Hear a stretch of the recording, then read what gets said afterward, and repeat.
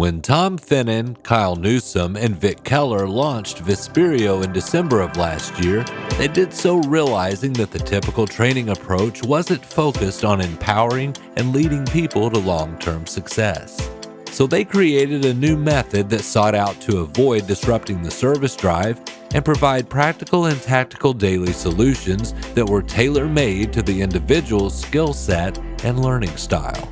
The guys spent a year developing a people-first solution to the shortcomings seen in many training courses today, making sure that every detail was just right before delivering Visperio to the world. Well, it's the little things. It's the little things that add up. It's the same thing within our training. It's the small details. It's the little things that add up to big things. You know, we're trying to move little boulders. Tom's got a great thought process in saying about pebbles versus boulders, but the reality is it's all in the detail.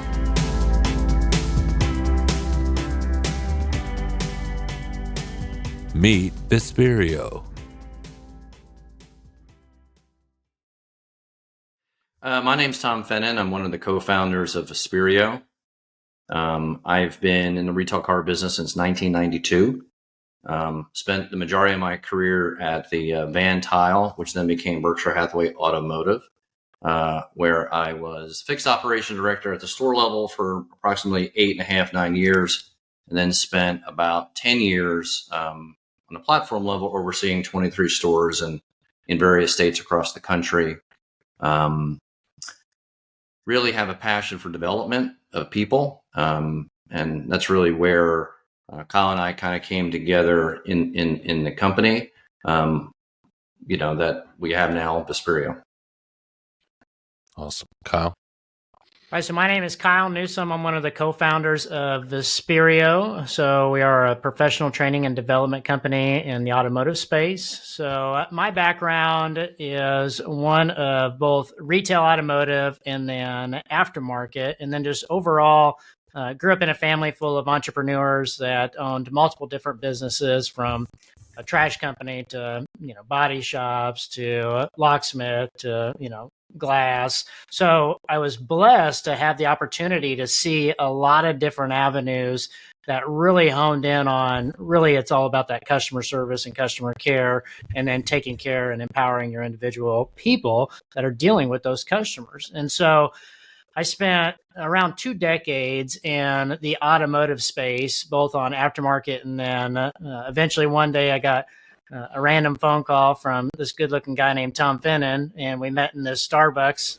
And all of a sudden, next thing I knew, I was working for the Van Tile Group. And so that was great. Grew tremendously under the guidance and leadership of primarily Tom and a couple other great mentors that I had along the way. And eventually got acquired by Berkshire Hathaway Automotive, got to go through that transition, grow through the store. And then in 2023, Tom and I got together and decided, hey, this is a great time. Let's do something, right? We're ready to do something together. And we've spent roughly about a year, it has been a year, building what you see today as Visperio and delivering that customer service and really that people focus, which is where our difference is, right? We focus on growing and developing the person. The numbers are going to come. The math is going to come. The increase is going to come. That's the easy part. What really gets us there is developing and growing the individual people to really empower them to break through those limited beliefs that they're often stuck in, right? And so that's a little bit about why we started the company and what got us to this point today. And we're just growing, and we love it. Awesome.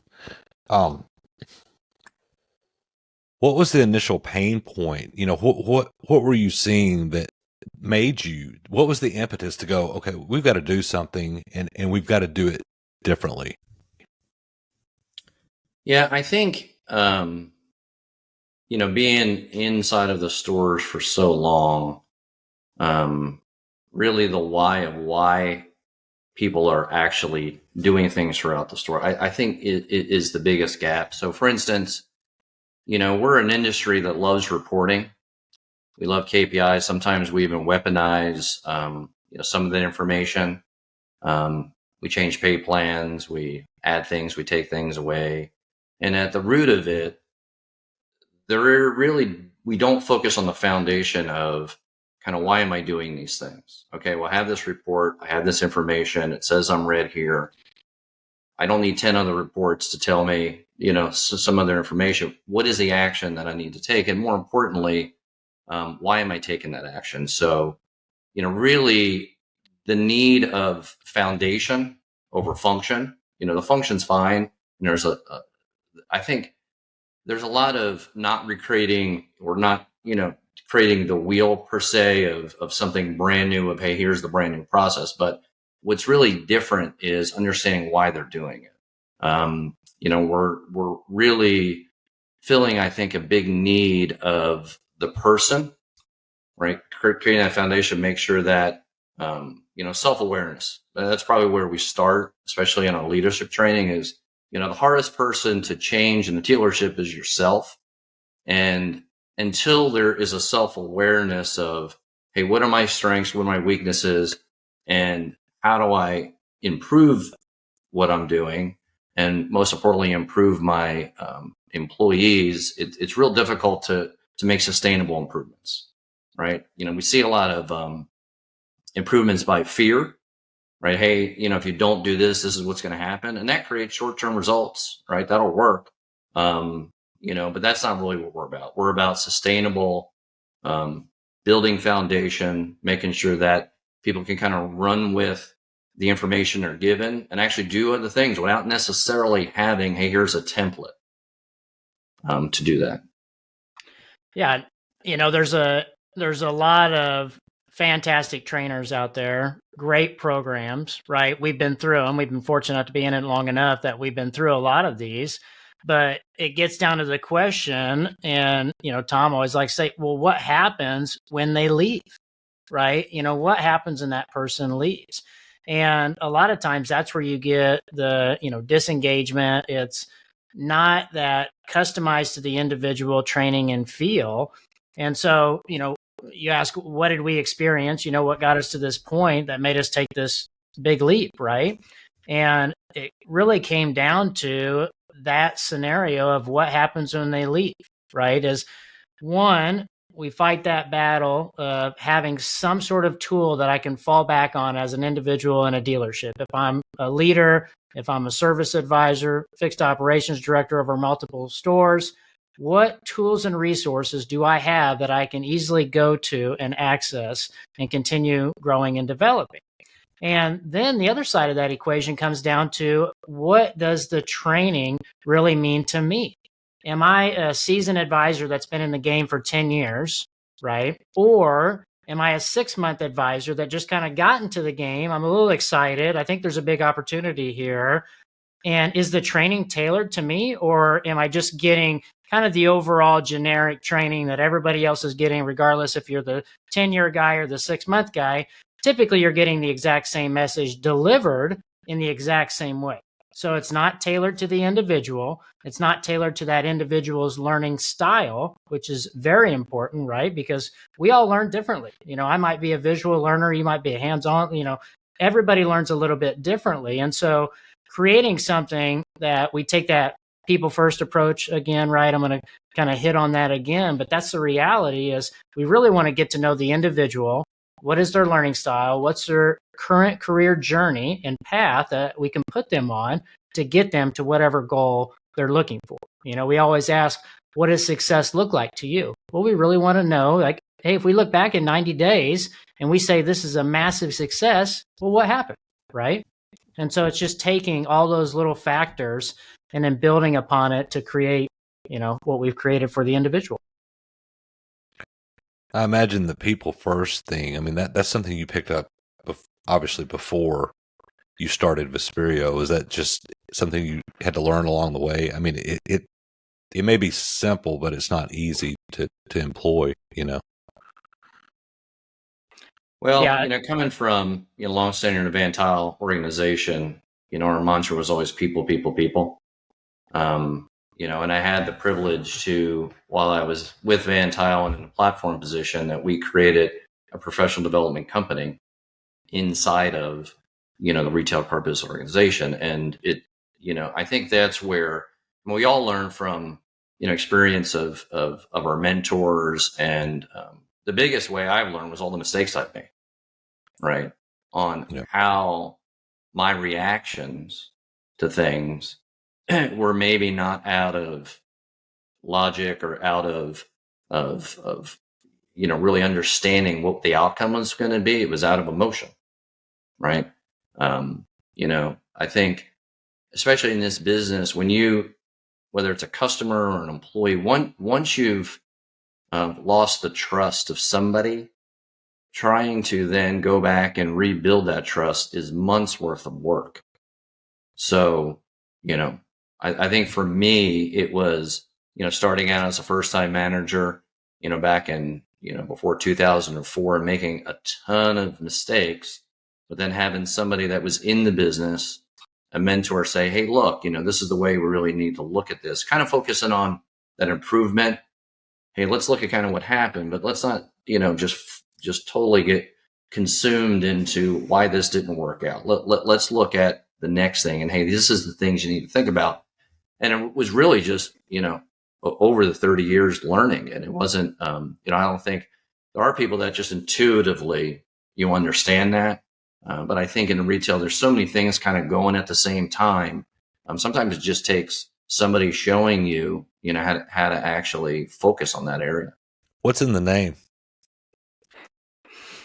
So the name of the company, right, is Visperio. And, we often get asked, hey, that exact question, what does the name mean? And, it's kind of a funny story, but the reality, when we were developing the name, we really have to thank, our wives. Amber is my wife, and then Catherine's Tom's wife, because that name wouldn't exist without them for sure.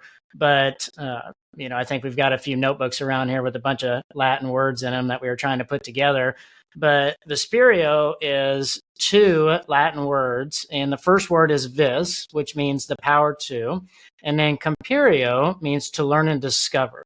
So Visperio, put them together, Visperio, the power to learn and discover, because that's really what we were all about. So we wanted a name that really embodied what we felt as a company. What were we really delivering to our customers? And it actually had meaning behind it, right? So Visperio, the power to learn and discover, because that's what we're doing. Who needs Visperio? I think, hey, we would say everybody, right? And I think there's, there is a reality there. The retail car business has always been a challenging, complicated landscape to navigate for a long period of time. And if you are not in the right place, the right frame of mind, even mentally and physically in this business, it'll take a dramatic toll on you, inside and outside of the retail business. So as we're heading outside of the COVID haze, as I think everyone is kind of coloring it and getting into back to the car business, the last however many years you want to stumble on, really has been an artificial environment to create a lot of profitability, a lot of success. And then, what's happening now specifically is because things were still difficult, the profitability, and if you had everything going in a certain direction, hey, if you had a car, you were going to sell it, right? On the variable experience. So what's happening now, right, with all those cars that didn't get sold, really there's a big complexity happening on the fixed side. And if your success wasn't derived at a really good foundation, really good processes, kind of driving a narrative, not letting the narrative drive you, well, then you're in position to win. But what we find in a lot of cases is now there's a lot more pressure on the fixed side, right? We're not interested in making less money than we were from a dealership level. It's always been important, but now we're tripling, quadrupling down on it. And there's a lot of pressure, on these guys and gals on how to perform. There's a lot of first-time managers. We run into a lot of, hey, this was the best advisor, now I'm a manager or a shop foreman. And there's a lot on their plate now that maybe from the second chair or from, just casual conversations in a different role didn't realize Because when you're the last person, that creates a certain amount of pressure. And so I think for us, really could not be a better time on the development of the person, really understand the foundations, the way things work, but most importantly, how to keep your team engaged, how to retain. I think that's the big number, or big topic, really. You hear stores say, hey, we need more of this. We need more technicians, which is true, right? 100% true. But what happened when you look at their turnover and it's 58%? Well, you had technicians. So what happened to those technicians? Really building those sort of internal foundations of, do we have genuine recognition? Do we have career paths? Do we have objective review process, especially with technicians, right? Do I know how to make the next rate? Do I have a training schedule? Am I getting invested in training? Those are the things when you really look at a person trying to develop a career at any business, that's what they value. Hey, the money has to be there, right? There has to be fair pay, but if you're not investing in my development, you're not, empowering me or trusting me with learning the next thing. If I don't feel that I'm genuinely being recognized, which is a lot of conversations around that, you have attrition. And so I think right now more than ever, having training and development needs to be a must-to-have instead of a nice-to-have, as it usually is looked at. Yeah. And to Tom's point about all these newer leaders, coming on board, and, we call them accidental leaders, right? Because, odds are that's kind of what ended up happening.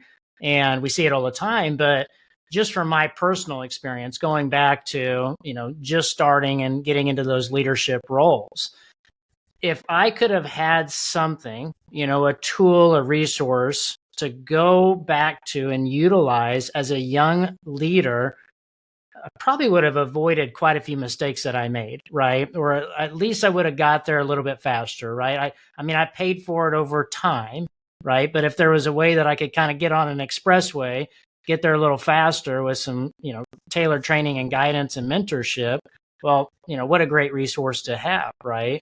And so we look at it as multiple avenues of, who needs Visperio? Well, it's really who needs professional training and development, and like Tom said, it's really everybody, right? Because another avenue of that is, let's say that a store is doing pretty well, like they're doing okay, they're hitting some KPIs, everybody's, somewhat happy with it, right?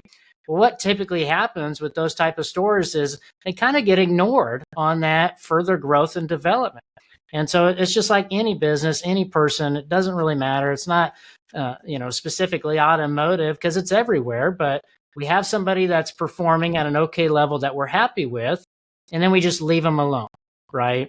Well, then they kind of get disengaged, right? They wanted to grow. They wanted to grow and develop. They want to do more. They want to make more money. They want to have a success, right? They want to grow. Everybody wants to grow, and they want to be towards that top of that leaderboard. That's just human nature, right?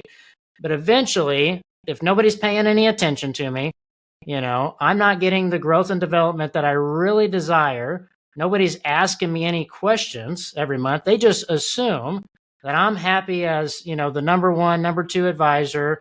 They assume that I'm happy with my paycheck and things are going good because maybe I'm not a squeaky wheel, right? Maybe I'm not speaking up, and maybe I'm not getting asked from my leadership team, how things are going. What are my goals? Am I really sitting down as a leader with my individuals and having genuine one-on-one conversations every single month? Maybe it's 2 times a month.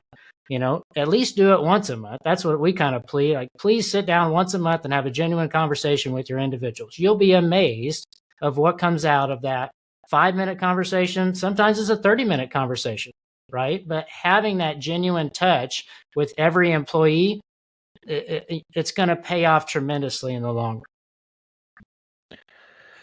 I'm fascinated with the post-COVID. It changed us all. Yeah. What you're talking to on the not just in automotive. I was in the grocery business when COVID happened. Okay, I was the guy telling people left and right, sorry, no toilet paper, right? Remember the great toilet paper crisis?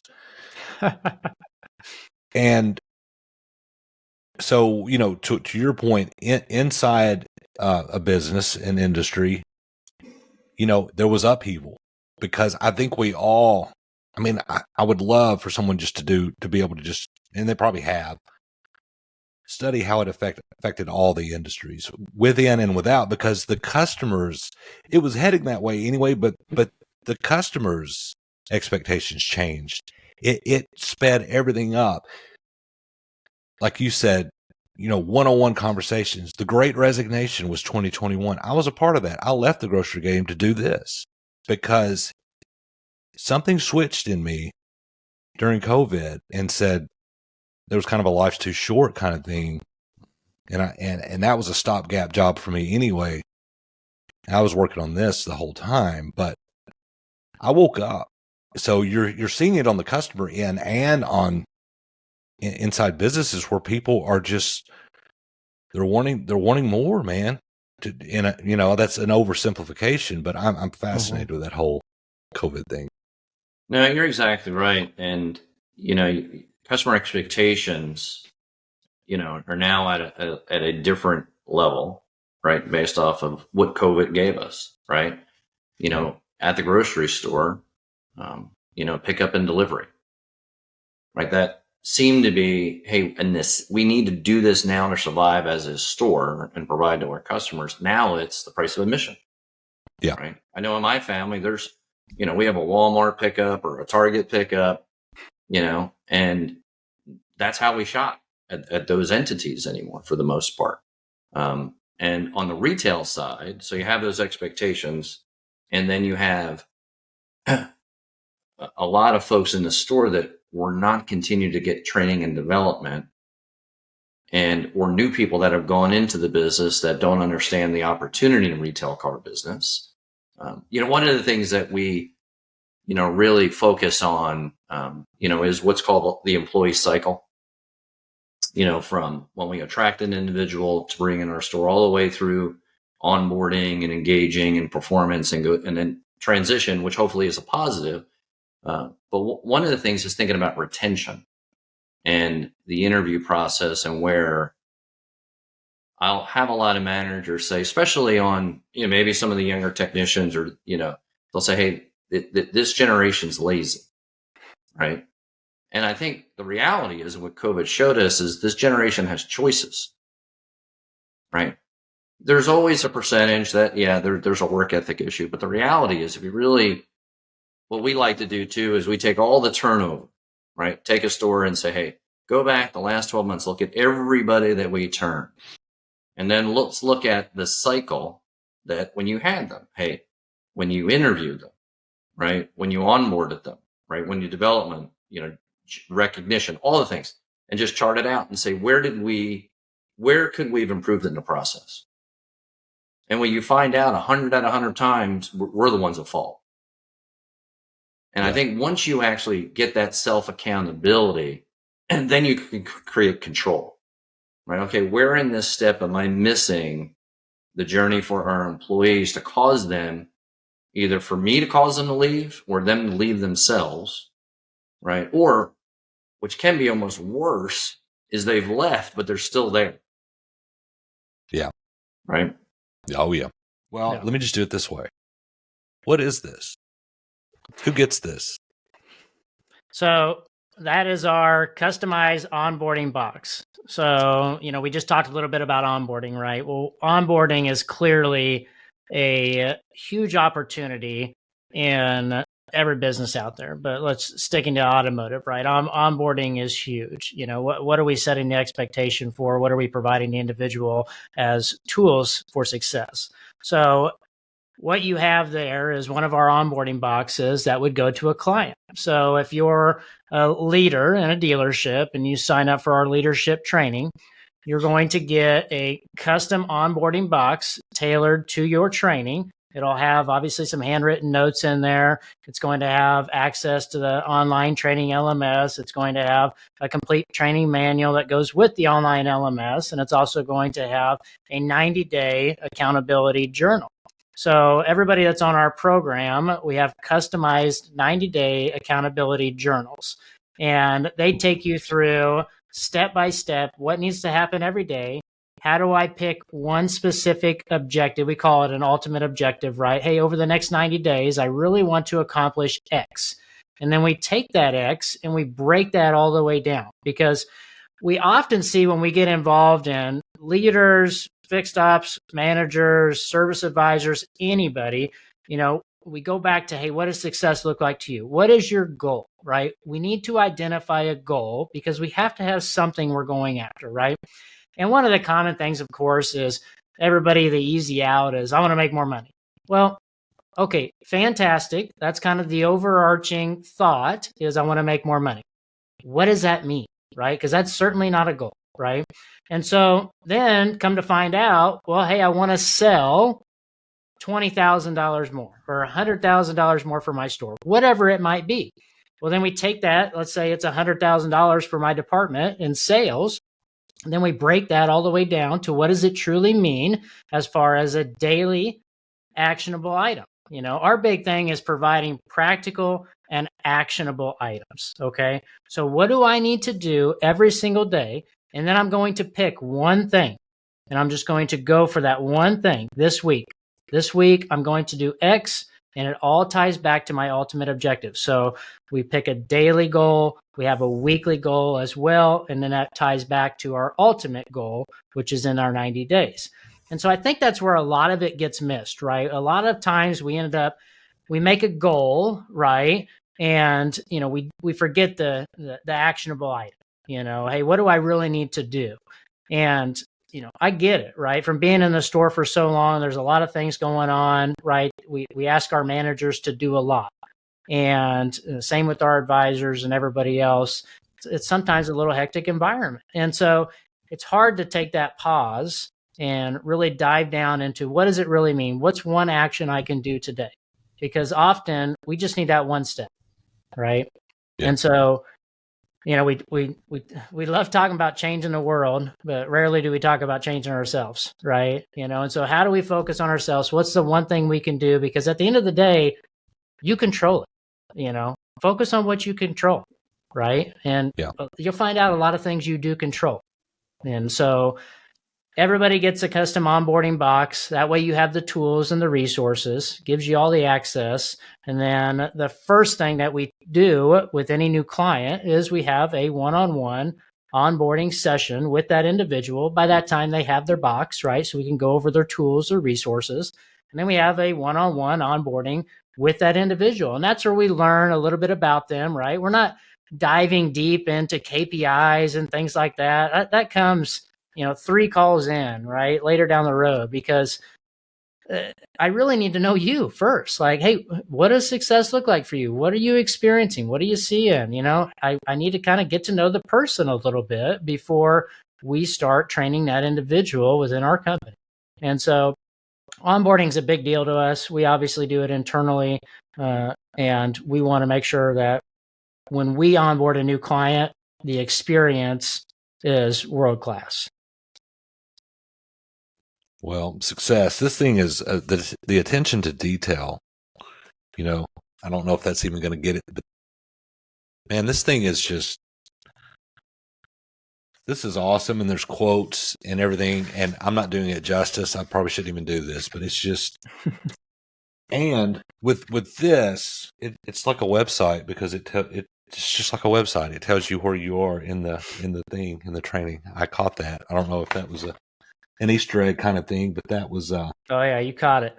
Yeah. The details, man, are to me, and I'm not really a detail oriented person by nature, but man, when something stands out, you notice it. Yeah. Well, it's the little things. It's the little things that add up. It's the same thing within our training. It's the small details. It's the little things that add up to big things. We're trying to move little boulders, right?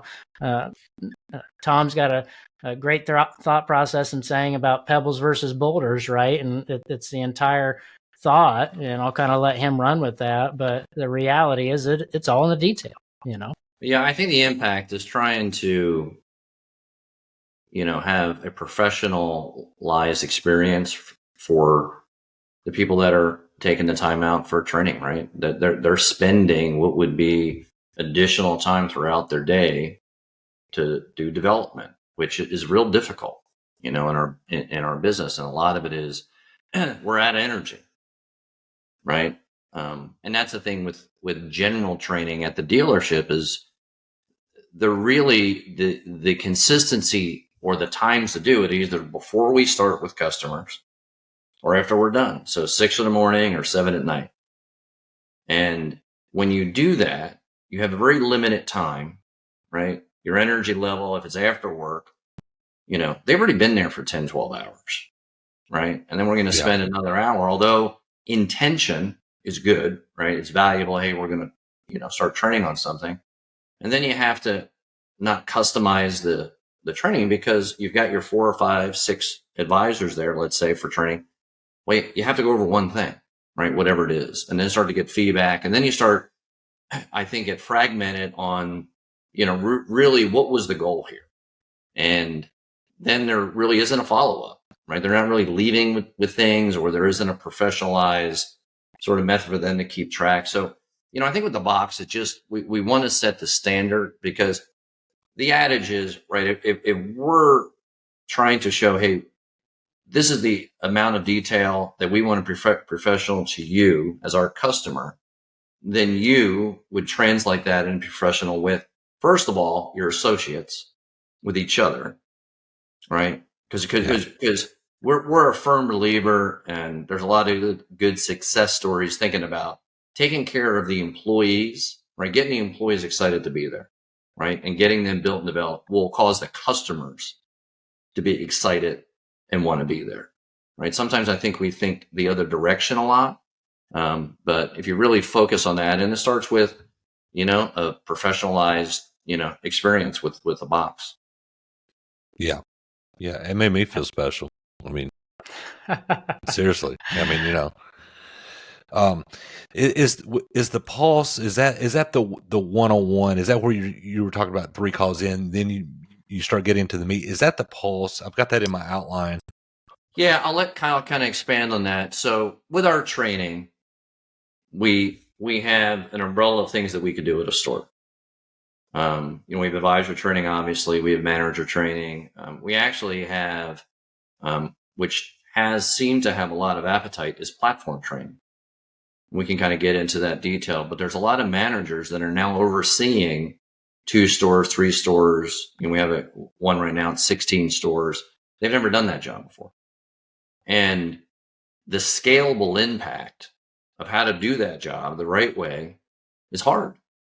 I did it for approximately 10, 11 years, and it took me 2 years to really figure out, over 23 stores, how to be impactful, but also not to run their stores. They need to be the heroes of the story, not me, right? Because there is no run rate for the dealerships. It doesn't help them if I know how to run their store. So, what happens occasionally is the store doesn't know exactly where they are or what they want training. So, for instance, they want advisor training. We start doing our onboarding calls, which always start with the leadership team. Right? Everyone's going to be there to have this conversation. General manager, the managers. Hey, again, what does success look like to you? What are your pain points? What are you guys working on now? How can we help? And we discover a lot, hey, you may not be ready for advisor training. So what we want to do is an analysis first, which is called the pulse, to make a good decision for you as a customer. Is advisor training right? Or do we need to focus a little bit more on some systems and processes? Because if we start doing advisor training, you're not going to get the return on investment, and potentially your employees are going to get frustrated. Yeah. So when we look at that, the pulse service, right? Think of it, we're just taking the pulse of the dealership, right? That's why we came up with the name Pulse. And so, I'll give Amber credit. Amber came up with it. I'm going to say I came up with it, but it was really my wife, Amber. So, but the pulse, right? So we're taking the pulse of the dealership, what's going on. So the difference here, right, is in this industry, we can get a report for dang near anything. I bet you I could find a report about toilet paper usage for a dealership. Like, it is ridiculous, right? And so looking at the financials, looking at the reports, that's one side of it, right? Like, we're going to dive into that. We're going to look at, repair order architecture. We're going to look at a lot of different things like that. But I tell you what really makes the difference is what we do is we actually have one-on-one engagement interviews with those key players in the dealership. So of course we're going to talk to the leadership team, but we're also going to talk to the advisors, the shop foreman, dispatch, right? BDC manager. What are the key players? Because we run them through a series of questions, right? They all kind of get the same series of questions, right? For a reason.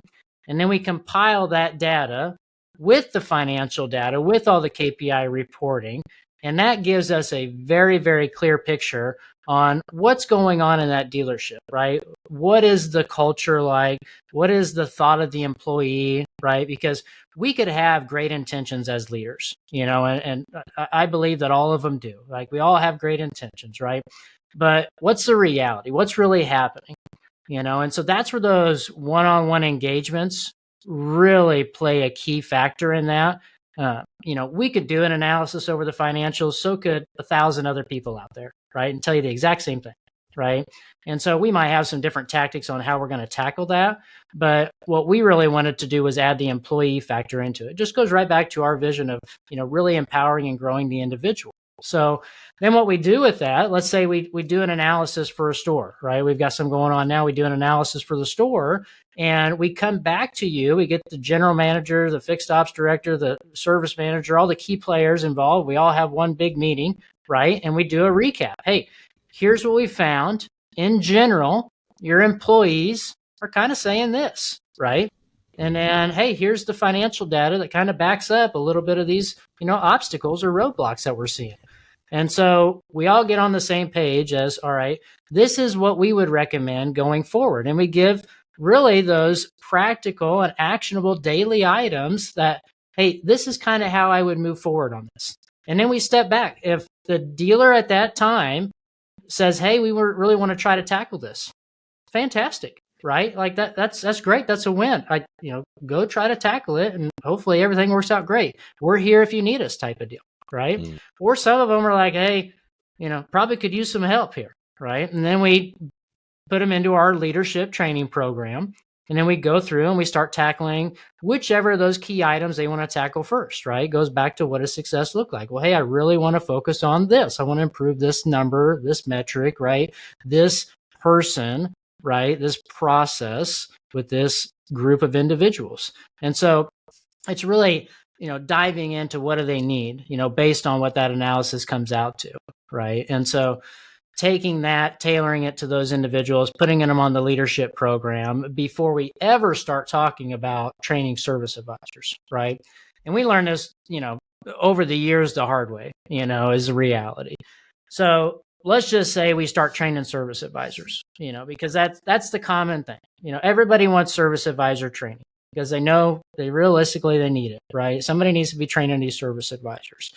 And let's say we actually start training service advisors. We know they're going to improve, like just by implementing some processes, some techniques, tweaking a couple things, it's going to improve. So for example, let's say we're focused on selling more alignments for a store. All right. Let's say we win. We start selling more alignments for the store, but we never thought to go talk to the dispatcher, the shop foreman, the technicians. Oh, by the way, we only have one alignment rack and it really doesn't work the greatest. So it takes twice as long to do an alignment. Now, all of a sudden, we set the advisor up for a fail because they sold it. They can't get it done, or it took twice as long as they told the customer. So they didn't set the expectation up right. They got burned on some customer satisfaction survey, right? Because we didn't think it through. Well, that's our fault as leaders, right? That's our fault as the leaders and the coach in that scenario. We set you up for failure. What are the odds that person's going to come to work tomorrow and try their hardest to sell more alignments? No. Yeah. When did you guys go live? December. Yeah. December was the official launch. Now, we had a couple of customers that we were working with from probably as early as August of 23. Because like anything, and we continuously learn ourselves, right, from our customers. There's always nuances and pivots. So we wanted to make sure that we had worked out some of the kinks in the beginning before we start. We even did a lot of stuff, at no charge initially, right? Because we didn't want to charge you for something that we weren't confident that, we were going to produce the results for you. So, we had a couple of customers in August, but the official public, launching was in December of 23. Okay. So it's early yet, but the response so far, I mean, feedback? Yeah, great feedback. Obviously we're still a baby, right? We're a baby company at this point, we're crawling. But we've had some pretty quick growth, and we've recognized based on employee feedback, like Tom said, we have tweaked a couple different things just to ensure that user experience is that world-class experience, right? Because when you're developing and growing anything new, a new process, a new business, anything, right? You just got to experience it a little bit. You have to take that customer feedback, and we're real big on having an open feedback loop, just like we teach in our training, you should have with your employees, right? Well, we want the same thing with our partners. We want an open feedback. If there's something that you don't love, right? We found out real quick, a silly example would be, we found out real quick that one of our systems weren't talking to the manager of the store or that individual, so they weren't getting notified when the advisor had upcoming training scheduled. Well, you could see how that might cause a little bit of a rub, right? And so, we kind of thought that through, and then the system just didn't quite do what we thought it was going to do. And so we had a little bit of growing pain there, and then we found the solution, right? And so it's just working through those little bit of things. And, we've got some recent examples that Tom can expand on that, it's been tremendous feedback and tremendous growth when it comes to the individual, right? Yeah, especially on people in new roles. One of the challenges, we'll give an example, if you were a shop foreman, right, and now you're the manager. Well, have always been great at fixing cars. It makes you feel good because you're the one that really knows how to solve this particular problem. And it is tricky to then go from that role, even if you've hired your replacement per se, to not take the accountability away from the person that you hired totally by accident, because the techs know that, hey, I come to you and say, hey, I've got this issue with such and such car, and right away you're thinking, I know exactly how to fix that.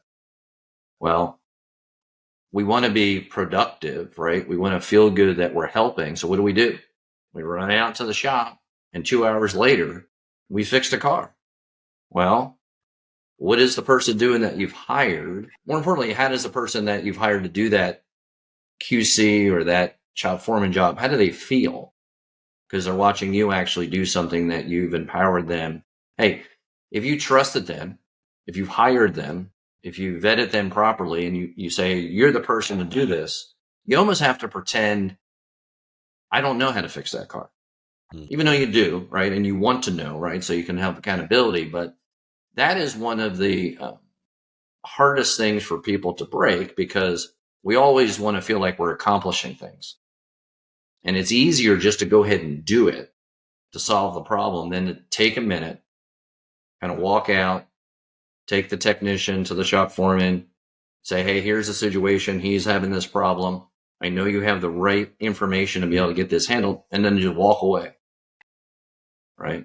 Unless you're dealing with the customer, don't say, hey, tell me what's going on, because guess what's going to happen? Now you're going to own that. Right. We're really kind of teaching that piece. And we have some really good success stories where the most exciting thing for us is they take a concept and they apply it to something completely different on their own the correct way. And that's that whole foundation versus function. If I just give you templates and charts and graphs, which we have, right? Because you got to create habits.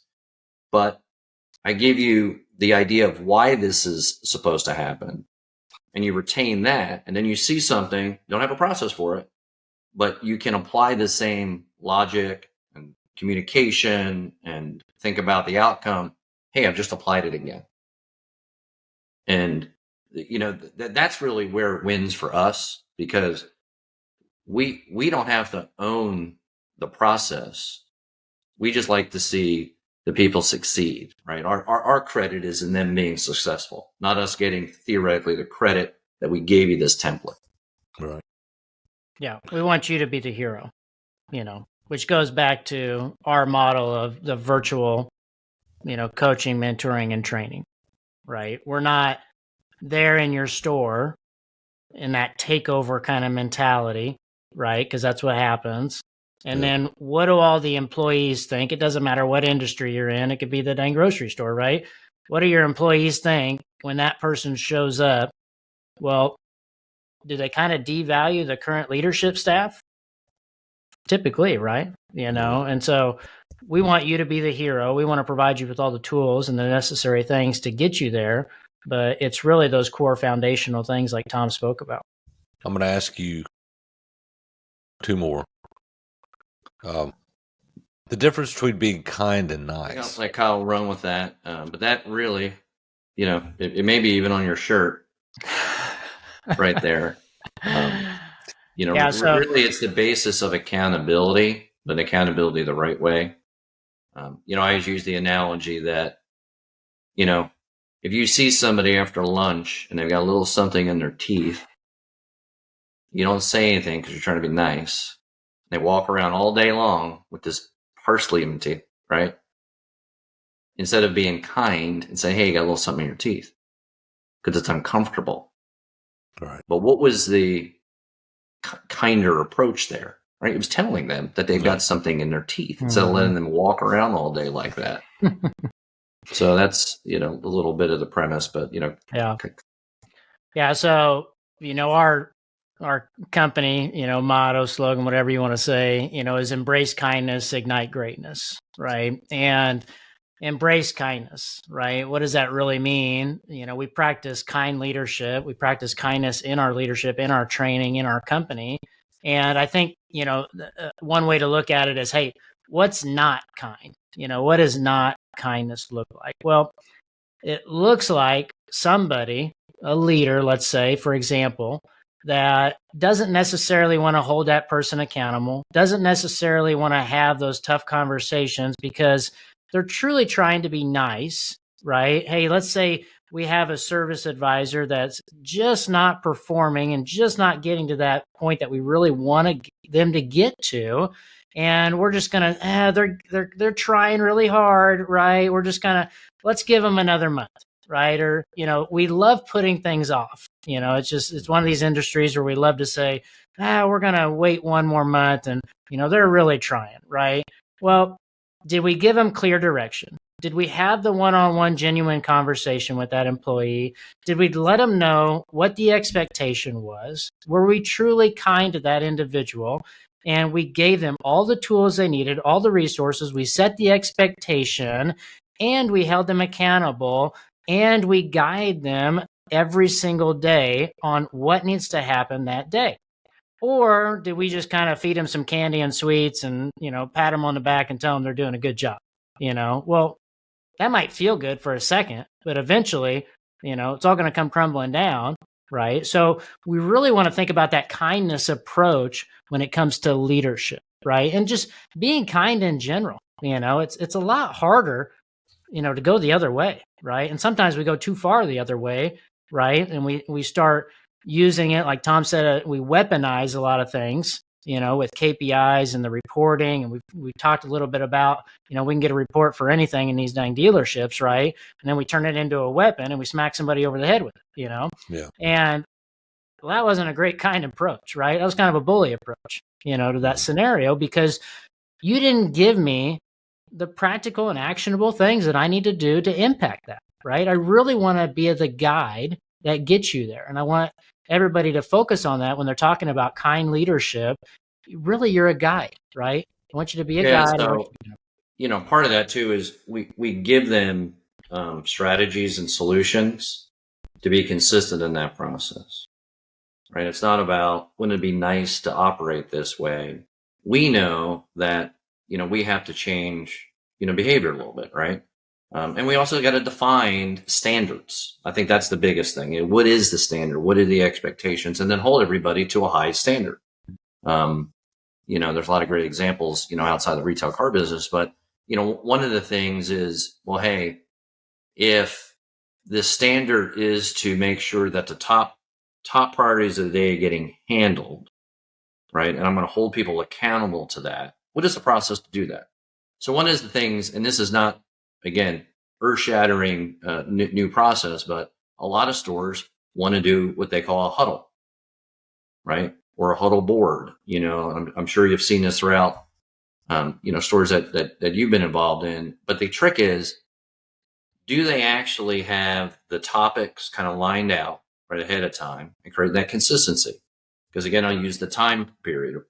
Hey, meetings. When do we have meetings with our advisors? Again, it's at 7:00 at night, 6 in the morning.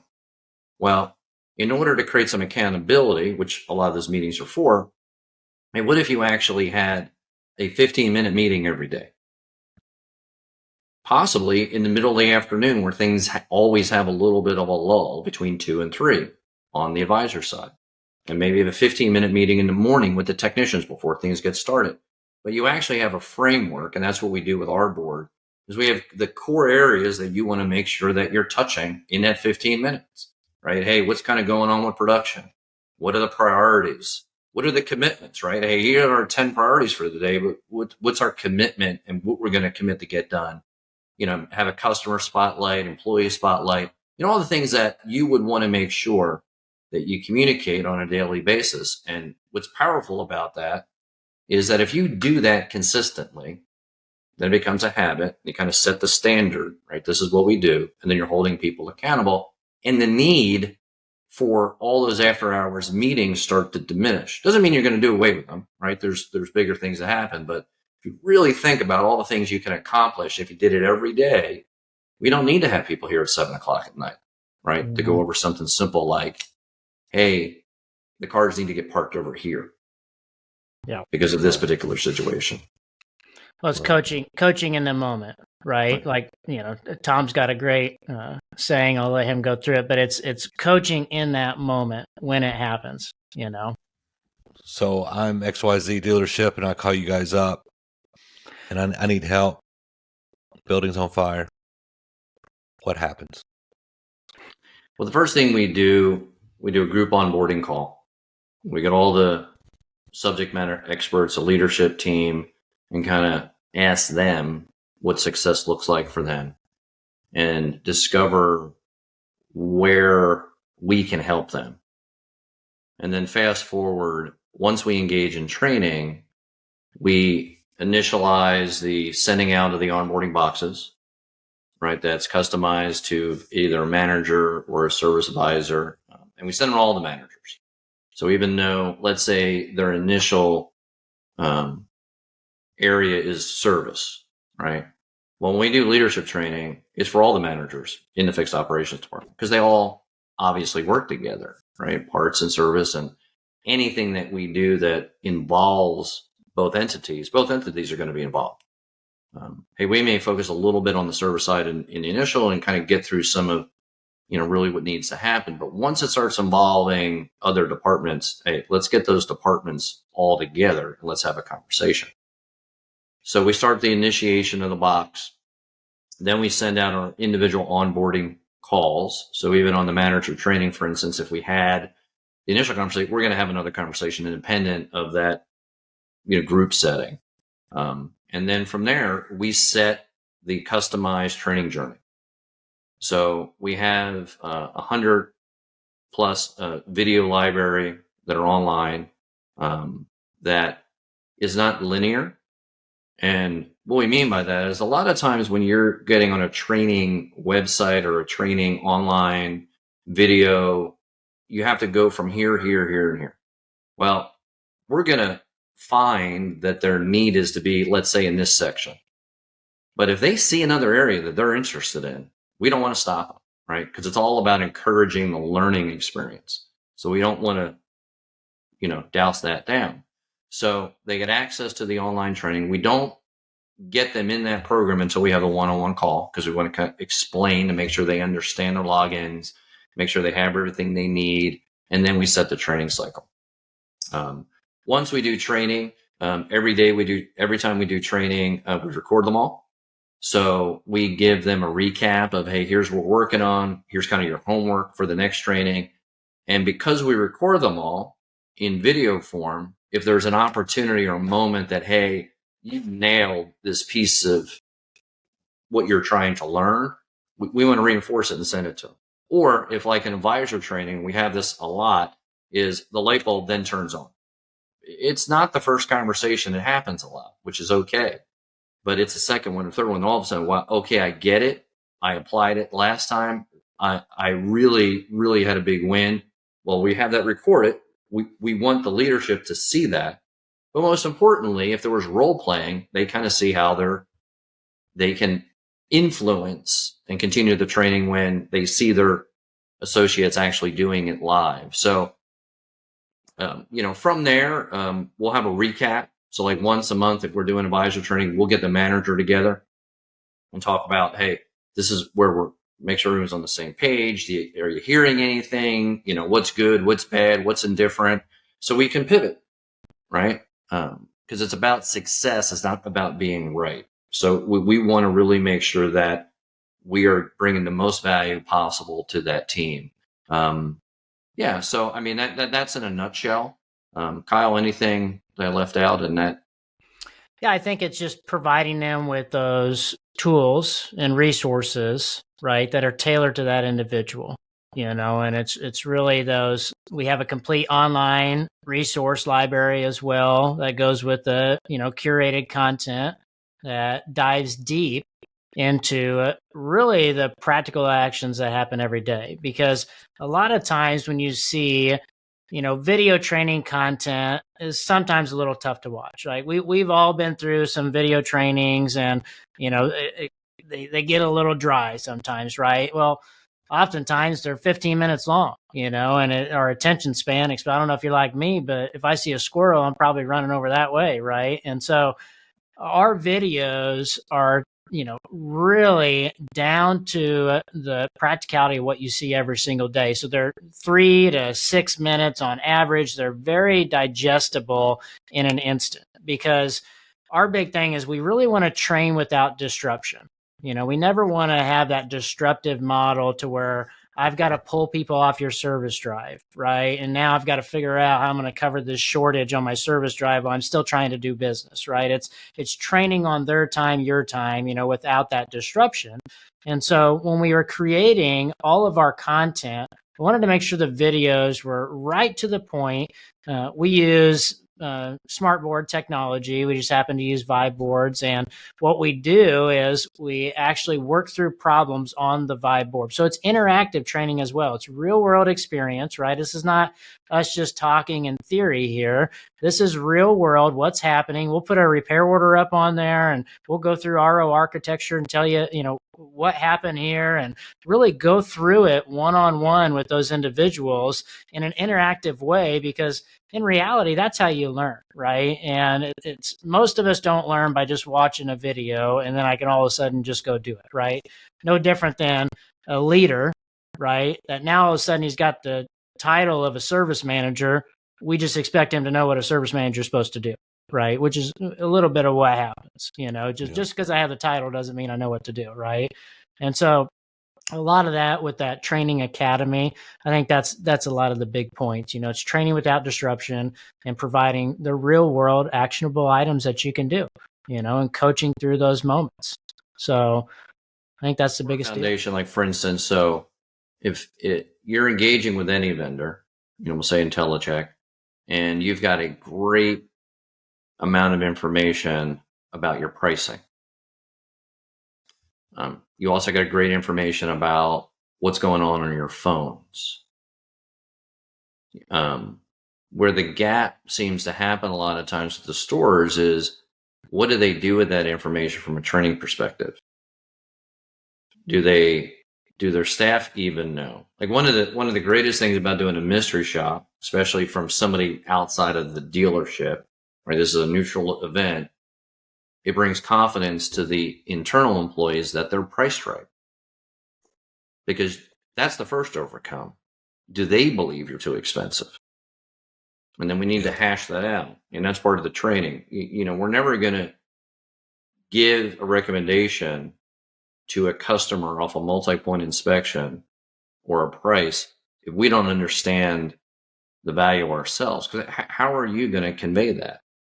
Right. And I think that's really the impact of when you have a great resource like a market survey that's done for you consistently, when you have the ability to really get good, clear feedback of what the customer experiences when they show up.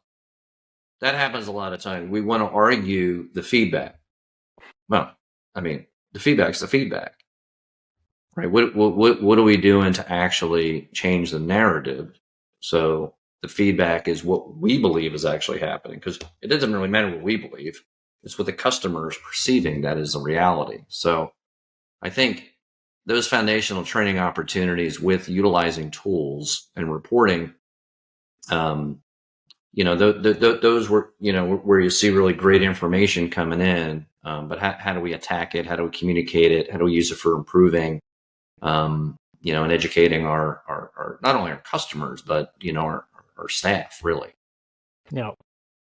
So now we take that information, right, to expand on that a little bit. So we take that information, okay, that we were provided, so let's say InteliChek does a mystery shop for us, right? And now we know that I've got 4 different prices for an oil change, right? When I call the dealership, I'm being told 4 different things for a simple service oil change. Or I'm being told that I can come in tomorrow, but 3 of the people told me I can't come in until next week. Right? There's just no constant communication. So now we've identified something. Okay, we've identified a couple different things that we now need to create a process, and it's a written process, right? Hey, this is our written process when it comes to creating an appointment. This is the tool and resource we use when it comes to pricing these services. So everybody has the same message. Now we can hold them accountable, right? And then we get into, those coaching moments like Tom talked about earlier. It's that coaching in the moments, right? It's, hey, what's going on right now? I just overheard Jimmy on the phone, right? Talk to Mrs. Jones and tell her that we can't get in until next week. Well, what do you do then, Tom? Yeah, I think it's that pausing before you react. And that's one of the areas we really try to work on. I mean, for me, that was the hardest thing, and talked about it earlier, is intuitively, I'm not a very patient person. Like, my natural tendency is not to be patient. But over the long period of time, I've learned that if I just pause for a second before I give an answer or react to the situation, the outcomes are much more positive. So, for instance, when you see them having the pricing, well, first you got to understand, did I communicate it as a leader? We'll have trainings where the leadership say, hey, well, I've told this individual, I've trained them, we just had one today, really, that this area, that they know how to do this. Well, when you ask the individual, they don't know how to do it. Well, don't make the individual feel bad, right? That's our fault. So let's go back, let's bring them in. If you told them all and they were all in a group, and that's the whole learning piece of it as well. Well, maybe one of them picked up what you were talking about, but just, individually ask them after you've done a training. So in that particular case, that, hey, here's your resource on your pricing. This is how we answer the phone. And then have them tell you, how do you do this? And if they don't know, hey, great opportunity to train in that moment without a person feeling bad. You're developing, right? You're setting a standard of, this is what the expectation is, but we're being kind because we're educating it, instead of just either getting aggressive, which can happen because you're frustrated that I've told you 10 times this situation, or you ignore it. And then that person gets let go a month, and then they're confused, right? Why I'm actually being pulled in the office on a Friday at 4:00 and asked not to come back. Awesome. Anything else you guys want to? And I don't know why I hope I'm not about to have a heart attack. I am beat red. I don't know what's going on, but it's all about how you guys look, not me anyway. But I looked over and I was like, what the hell's going on? It's like I've been You're out getting in passionate Florida. about this. You're just thinking about empowering and man. growing. You're just It's right. damn I'll thing keep about it. sliding that at the camera. Do I really? Yeah. Can you see yourself? It might. Oh, I think it's your view. It just may be the view. Okay, Yeah. good. Yeah. Okay. Yeah, because it'll all that'll change once it stops, and I can rearrange it, I think. But I don't think I can get rid of my red face. I don't know what that's about, but No, it looks whatever. fine. Yeah. Yep. All right. Well, Tom, you want to give him your soundbite? My soundbite. It's a good soundbite. No, I just think,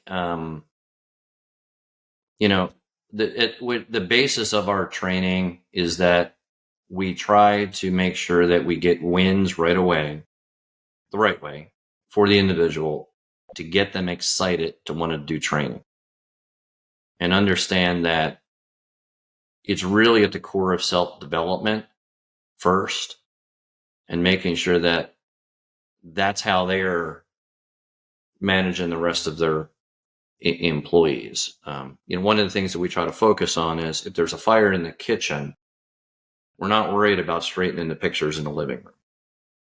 And what happens a lot of times in our business, there's a report that somebody's focused on about straightening pictures, and it gets us so wound up that we forget about the fire in the kitchen. That's really where we need to spend our energy and time. So we really try to calm that situation down and focus on, getting the highest return on investment of your time, and then start building from there.